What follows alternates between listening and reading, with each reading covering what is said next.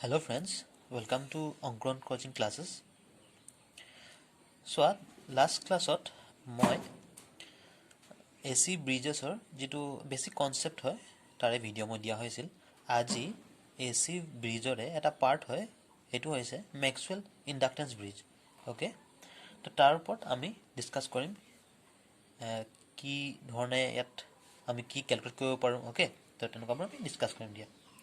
ইয়াত সোৱা নামৰ পৰা গম পোৱা গৈছে যে ম্যাক্সওয়েলছ ইন্ডাকটেন্স ব্ৰিজ অৰ্থাৎ ইয়াৰ পৰা আমি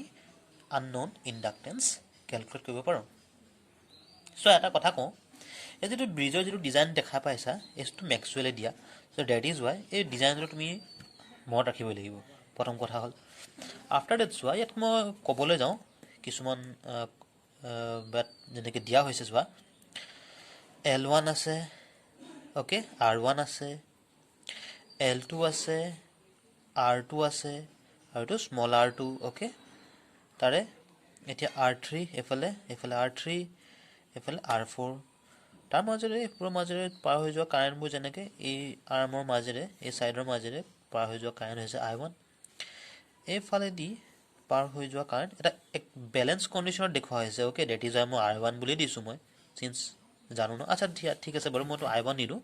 I3 বুলি দিদু ন ওকে I3 এটো I4 ন ওকে এটো I4 so এটো I3 কাৰেন্ট এটো দেখা পাইছা এটো বাহু দি এটো যেটো আৰ্ম আছে সাইড আছে এটো সাইড দি I2 গৈছে তো এটো ফালে দি হ'ব এটো I4 ওকে ঠিক আছে বাৰু এটো I4 এটো সাইড দি I4 কাৰেন্ট গৈছে ইয়াত টোটাল যেটো ভোল্টেজ সোৰ্স আছে এটো হৈছে E আগৰ দৰে আমি কনসেপ্টবোৰ পাইছিলো E1 E2 E3 E4 okay so এতিয়া মই ব্যালেন্স কেনেকৈ তোমালোকক তো বেসিক কনসেপ্ট মই দিয়া হৈছিল তো এটা মই ডাইৰেক্ট ব্যালেন্সতে যাম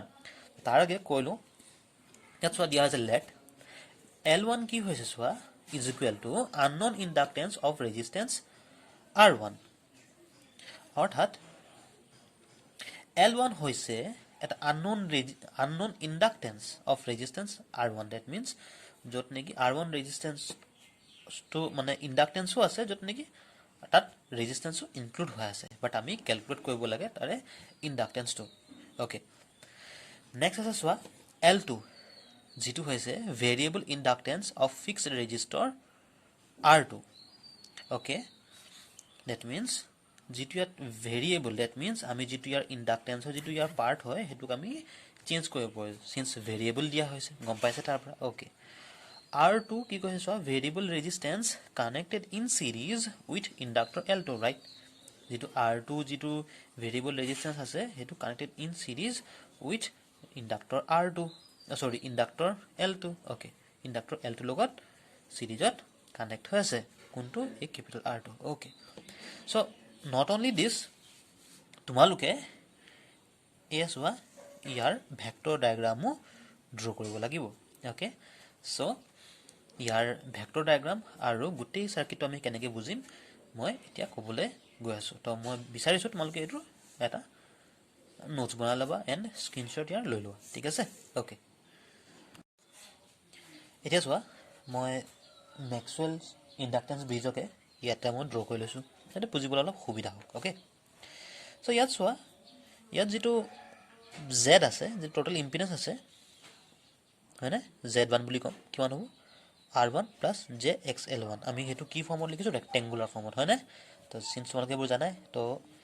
সাইজ হয় দিয়া R2 আৰু ইয়াত স্মল r2 আছে তো দুইটা সিৰিজত আছে তো গতিকে সোৱা Z2 = R2 plus small r2 plus JXL2 okay XL2 Z3 সোৱা কিমান আছে R3 ৰাইট R3 আৰু Z4 কিমান আছে R4 ওকে ঠিক আছে দিয়া এখিনি আশা কৰিছো বুজি পাইছা সো এট ব্যালেন্স কন্ডিশনত ওকে এট ব্যালেন্স কন্ডিশন সোৱা Z1 Z4 আমি জানো Z2 Z3 তো হে ভ্যালু কিটা আমি বহাই দিছো চাই লব পাৰা ওকে বহুৱাৰ পিছত কি কৰিলো মই ব্ৰেকেটটো ভাঙি দিলো মই ওকে এয়া পালো দেন এটো ওকে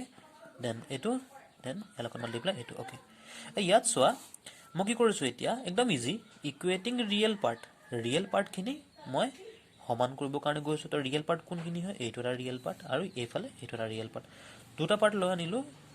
ৰিয়েল পাৰ্ট আমি এই পাই আছোঁ, ইয়াৰে মই R1 পাই আছোঁ এয়া। চ' ইজি আছে, আশা কৰিছোঁ বুজি পাই আছে। চ' ইকুৱেটিং চোৱা ইমেজিনেৰী পাৰ্ট, এই ইমেজিনেৰী পাৰ্ট কোনটো, এইখিনি হৈছে ইমেজিনেৰী পাৰ্ট হয়নে? অ'কে, চ' লৈ অনাৰ পিছত আমি কি কৰিছোঁ, ৰাইট আৰু জানো যে আছে হয়নে? তো এইখিনি ইমেজিনেৰী পাৰ্টত বহি যায়। তো অ'কে, চ' ইয়াত চোৱা, ইয়াত মই এটা বস্তু কওঁ, R4 আছে, ঠিক আছে। XL1 যিটো আছে সেইটো মই কি বুলি লিখিব পাৰোঁ, টুৱাইচ পাই FL1। মই জানো XL মানে কিমান হয়, ইয়াত লিখি দিছোঁ মই। XL তোমালোকে এইটো গম পোৱা, XL ইজুকেল টু টুৱাইচ পাই FL হয়নে? চ' সেয়ে চিন্স XL1 তো টুৱাইচ পাই FL1। অ'কে, ঠিক সেইদৰে R3 ইজুকেল টুৱাইচ পাই FL2। তো টুৱাইচ পাই F এইফালে কটাকটি গ'ল। তো তাৰ পৰা আমি L1ৰ ভেলু আমি পাই গ'লোঁ। অ'কে, তো ইয়াৰ পৰা R1ৰ ভেলু আমি পালোঁ। চ' এতিয়া মই ক'বলৈ গৈ আছোঁ কেনেকৈ আমি ইয়াৰ যিটো ভেক্টৰ ডায়াগ্ৰাম ন, ফেজৰ ডায়াগ্ৰামটো আমি ড্ৰ কৰিম, চাম দিয়া। তো এতিয়া আমি ফেজৰ ডায়াগ্ৰামটো ড্ৰ কৰিবৰ কাৰণে গৈছোঁ। চ' ফেজৰ ডায়াগ্ৰামটো ড্ৰ কৰাৰ আগতে মই কেইটামান কথা কৈ লওঁ তোমালোকক, যে চবতকৈ ফাৰ্ষ্টতে তোমালোকে ইণ্ডাকটেন্স, ৰেজিষ্টেন্স এণ্ড কেপাচিটেন্সত ভল্টেজ এণ্ড কাৰেণ্টৰ ৰিলেশ্যনত তোমালোকে গম পাব লাগিব। মানে ক'ত ভল্টেজটো লিডিং, ক'ত কাৰেণ্টটো লেগিং, ভল্টেজটো লিডিং। চ' এইটো কনচেপ্ট তোমালোকৰ ক্লিয়াৰ হ'ব লাগিব, দেন তোমালোকে ফেজৰ ডায়াগ্ৰামটোত আগবাঢ়িবৰ কাৰণে পাৰিবা। চ' মই বিচাৰোঁ তোমালোকৰ যদি সেইটো ক্লিয়াৰ নাই, সেইটো ক্লিয়াৰ কৰি লোৱা, তেতিয়াহে তোমালোকে অলপ ফেজৰ ডায়াগ্ৰামটো বুজি পাবা। চ' ব'লা আৰম্ভ কৰোঁ। চ' ইয়াত চোৱা, মই ৰেফাৰেঞ্চ হিচাপে মই I1ক মই ৰেফাৰেঞ্চ হিচাপে লৈ লৈছোঁ। অ'কে, ইয়াতে মই ড্ৰ কৰিছোঁ দিয়া এইটো। অ'কে, I1ক মই ৰেফাৰেঞ্চ হিচাপে মই লৈ ললোঁ। ৰ'বা অলপ ডাৰ্ক পেন দিওঁ ন। এয়া মোৰ I1। এতিয়া চোৱা, ইয়াত ৰেজিষ্টেন্স, এই আৰ্মটোত ৰেজিষ্টেন্স চোৱা আছে R1 আৰু ইণ্ডাকটেন্স আছে L1। চ' মই যদি কওঁ ইয়াত যিটো ভল্টেজ ড্ৰপ হৈ আছে, ইয়াৰ ভল্টেজ ড্ৰপটো কিমান হ'ব, I1 R1, ৰাইট? তো এই ভল্টেজ ড্ৰপটো কাৰেণ্টৰ লগত কেনেকুৱা এংগলত থাকিব? চ' চিন্স তোমালোকে ক'বা যিহেতু এইটো ৰেজিষ্টেন্স আছে আৰু ৰেজিষ্টেন্সৰ ভল্টেজ ড্ৰপ, তো অবভিয়াছলি ৰেজিষ্টেন্সত হোৱা ভল্টেজ ড্ৰপটোৱে কাৰেণ্টৰ লগত ছেম এংগলত থাকিব। অ'কে, চ' মই ইয়াত এনেকৈ এজুম কৰিছোঁ, ধৰি লোৱা এইখিনিত আছে সেই ভল্টেজ ড্ৰপৰ ভেলুটো, আৰু এইটো কিমান হ'ব, I1 R1। অ'কে, ঠিক আছে দিয়া। এতিয়া চোৱা, ইয়াত L1 আছে। এতিয়া L1ৰ যিটো ভল্টেজ ড্ৰপ হ'ব, মোক কোৱাচোন, ইণ্ডাকটেন্সত, পিয়ৰলি ইণ্ডাক্টিভ চাৰ্কিটত এইটো অনলি L2 পিয়ৰ ইণ্ডাকটেন্স হয়। ইয়াৰ ৰিলেটেড ৰেজিষ্টেন্স এইফালে ছাইডত লিখি দিছোঁ মই। তো ইয়াত যিটো আছে ভল্টেজ ড্ৰপ, এই ভল্টেজ ড্ৰপটো কাৰেণ্টৰ লগত কেনেকুৱা এংগল কৰি থাকিব? তো অবভিয়াছলি তোমালোকে ক'বা যে ইণ্ডাকটেন্সত ভল্টেজ লিডিং আৰু কাৰেণ্ট লেগিং। অ'কে, চ' ইয়াৰ কাৰণে চোৱা, চ' এনেকৈ I1 XL1 এইফালে এই ডাইৰেকশ্যনত আমি ইয়াৰ ভল্টেজ ড্ৰপটো লৈ ল'লোঁ। অবভিয়াছলি গম পাইছে, চিন্স ভল্টেজ ড্ৰপটো, এইটো যিটো ভল্টেজ ড্ৰপ কোৱান্টিটি আৰু এইটো লিডিং হয়। অ'কে, চ' এতিয়া চোৱা, যিটো ইয়াত টোটেল ভল্টেজ আছে ন, টোটেল ভল্টেজটো কিমান হ'ব, আৰু টোটেল ভল্টেজৰ ভেলু কিমান হয়, E1। টোটেল ভল্টেজটো কিমান হ'ব, তো মই কি কৰিম, এই দুটা পইণ্ট মই যোগ কৰি দিম। কেনেকৈ, এয়া চোৱা। অ'কে, চ' এইটো যিটো পইণ্ট, এইটো যিটো পাই আছোঁ মই লাইনটো, এইটোৱে মোৰ অ'কে ডিন'ট কৰিব, ভেলু বুজাব কিহৰ, E1ৰ। অ'কে, আমি পাই আছোঁ সেইটো, ঠিক আছে দিয়া। এতিয়া চোৱা, তোমালোকে জানা যেতিয়া আমি বেলেঞ্চ কৰোঁ ন, যে E1 is equal two E2 হয়। এবছলিউটলি ৰাইট, যে E1 is equal two E2 হয়। তো এইটো ক্ষেত্ৰত মই ক'ব পাৰোঁ নে এইটো ভেলু E2ৰে ভেলু হয়, ৰাইট? অ'কে, চ' আফটাৰ ডেট তুমি যদি ইটোত মন দিয়া, এতিয়া আমি ওলোটাকৈ যাম। অ'কে, এতিয়া এইটো ফালৰ পৰা চাম। তুমি যদি ইয়াত মন দিয়া, ইয়াত চোৱা, ইয়াত কি হ'ব, তো ইয়াত যিটো কাৰেণ্ট I2 গৈছে হয়নে, ইয়াত কাৰেণ্ট গৈছে I2, আৰু আছে ইয়াত ৰেজিষ্টেন্স দুটা, R2, এইফালে স্মল r2 আৰু L2। তো ৰেজিষ্টেন্সত হোৱা ভল্টেজ ড্ৰপটোৱে যদি এইটোৱে E2 ডিন'ট কৰিছে, চ' এইটোৱে ৰেজিষ্টেঞ্চত হোৱা ভল্টেজ ড্ৰপটো ডিন'ট নকৰিবনে আৰু এইটোৱে ইণ্ডাক্টেঞ্চত হোৱা ভল্টেজ ড্ৰপটো ডিন'ট নকৰিবনে চ' ইয়াৰ কাৰণে মই লিখিব পাৰোঁ নহয় তো এইটোৱে ভেলুৱে এইটো লিখিব পাৰোঁ ন মই যে I2 small r2 plus capital R2 plus small r2 আৰু এইটো ফালে মই লিখিব পাৰোঁ I2 XL2 অ'কে ঠিক আছে বাৰু ইমানখিনিলৈকে আশা কৰিছোঁ বুজি পাইছা ঠিক আছে এতিয়া এইটো ছাইডৰ ফালে যাওঁ হা ইয়াত চোৱা R3 আছে অনলি তোমালোক দেখা পাইছা ইয়াত অনলি ৰেজিষ্টেঞ্চ পাৰ্ট আছে তো ৰেজিষ্টেঞ্চ পাৰ্টত হোৱা ইয়াত যিটো ভল্টেজ ড্ৰপ আৰু এইটো ভল্টেজ ড্ৰপ কিমান E3 হ'ব আৰু বাকীটো একো ভল্টেজ ড্ৰপ নাই চ' ৰেজিষ্টেঞ্চ পাৰ্টত হোৱা এই ভল্টেজ ড্ৰপটো কি হয় কাৰেণ্টৰ লগত কেনেকুৱা এংগেল কৰি থাকিব তো তোমালোকে ক'বা যে চিন্স এইটো ৰেজিষ্টেঞ্চ হয় তো কাৰেণ্টৰ লগত ছেম এংগেল কৰি থাকিব চ' মই লিখিব পাৰোঁ ন যে কাৰেণ্ট ডেট মিনছ ইয়াতে ক'বাত হ'ব হয় না তুমি এই লাইনৰ য'তে ল'ব পাৰা মই লৈ লৈছোঁ দিয়া ইয়াত লৈ লৈছোঁ মই অ'কে ইয়াতে লৈ লৈছোঁ মই তো ইয়াত লোৱাৰ পাছত চোৱা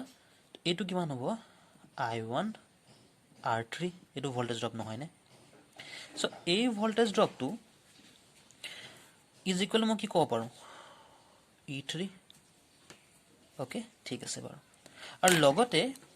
লগতে চাবা মই কি ক'ব পাৰোঁ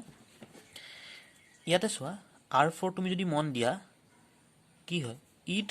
E3 ইজ ইকুৱেল টু এই আৰ্মটোত যদি E3 is equal two E4 হ'ব তো ইজ ইকুৱেল টু মই এই ছাইডত লিখি দিছোঁ অ'কে এইটো বেলেগ এটা পাৰ্ট হয় মই পাৰ্ট কৰি দিছোঁ যাতে খেলি মেলিটো নহওক নহ'লে তোমালোকৰ খেলি মেলি হৈ যাব হয়নে তো এইটোৱে ইজ ইকুৱেল টু E4 হয়নে আকৌ এই পাৰ্টটোৱে E4 ইজ ইকুৱেল টু কি হয় চোৱা ইয়াত অনলি মানে যিটো হেৰি বুলিবলৈ কি আছে অনলি ৰেজিষ্টেঞ্চ আছে ইণ্ডাক্টেঞ্চ নাই ইয়াত হয়নে চ' ইয়াত যেতিয়া অনলি ৰেজিষ্টেঞ্চ আছে তো ৰেজিষ্টেঞ্চৰ কাৰণে ভল্টেজ ড্ৰপ কি হ'ব I2 R4 ক্লিয়াৰ হৈছে বস্তুটো অ'কে দিয়া এইটো বুজি পাইছা নহয় চাই ল'বা আকৌ দেই ভালকৈ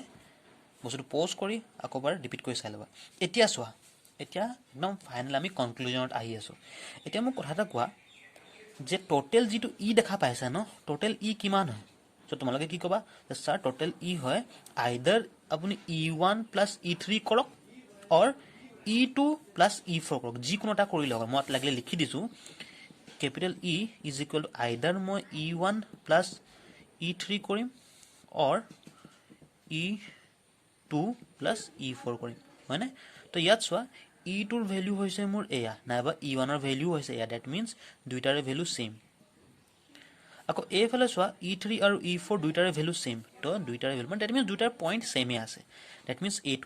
কোনো পইণ্ট এইটো এটা পইণ্ট আৰু এইটো এটা পইণ্ট চ' আমি জানো এনেকুৱা এডিশ্যন কৰিবৰ কাৰণে আমি কি কৰিব লাগিব ইয়াৰে এনেকৈ পেৰেলেলি আমি ৰেড পেন মই ইউজ কৰোঁ যাতে অলপ তোমালোকৰ বুজিবলৈ সুবিধা হয় পেৰেলেলি এইটো টানি দিম অ'কে লাইনটো এণ্ড ইয়াৰ পেৰেলেলি এনেকৈ আমি টানি দিম চ' য'ত ক্ৰছ কৰিলে ন এই পইণ্টটোৱে হ'ব মোৰ টোটেল ই হয়নে এই পইণ্টটো হ'ব মোৰ টোটেল ই এয়া এই পইণ্টটো হৈছে মোৰ টোটেল ই চ' ইমানখিনি আছিলে আমাৰ ভেক্টৰ ডায়াগ্ৰাম চ' তুমি যদি মন দিয়া এইটো নহয় জানো চ' এয়াই মোৰ হৈছে ভেক্টৰ ডায়াগ্ৰাম ইয়াতে মই আৰু এটা কথা কওঁ চোৱা ছেইম ইয়াতে যিটো I1 কাৰেণ্ট আছে ইয়াত তুমি যদি মন দিয়া হয়নে এই পৰ্চনটোতে চোৱা ছেইম I1ৰ ধৰণে ইয়াতোহে I2 কাৰেণ্ট মই দিব পাৰোঁ ছেইম ফেজত আছে I1 current and I2 current okay